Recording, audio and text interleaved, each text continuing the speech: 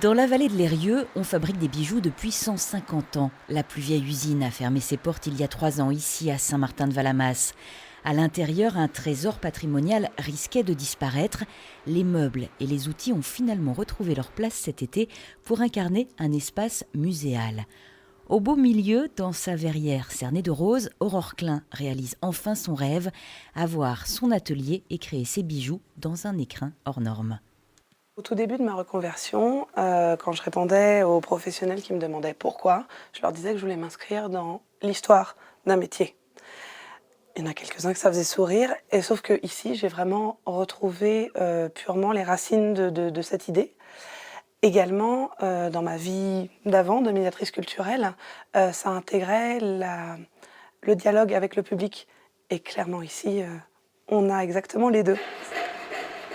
Car l'objectif de la Maison du Bijou, c'est d'accueillir du public et des jeunes créateurs en pépinière. Les qualifications sont une chose, l'installation une autre. Ici, le loyer est très modéré. Un accompagnement est assuré sur 2 ans, renouvelable une fois. Une opportunité qui a poussé Antoine loin de sa Lorraine natale. C'est que le matériel coûte très cher aussi, les loyers coûtent très cher. Donc quand on sort de l'école, qu'on n'a pas vraiment d'expérience dans la bijouterie-joaillerie et qu'il faut se lancer derrière, on n'a pas forcément de financement et personne ne veut suivre derrière aussi. L'atelier du bijou est donc un pont entre l'histoire de celle que l'on surnomme la vallée du bijou et son avenir. L'attractivité, c'est ce à quoi réfléchissent les élus de la communauté de communes. Comment économiquement on peut arriver à continuer à valoriser toute cette profession qui existe sur le secteur. Donc cet atelier qui a 150 ans d'âge, il a une vocation à la fois économique et touristique.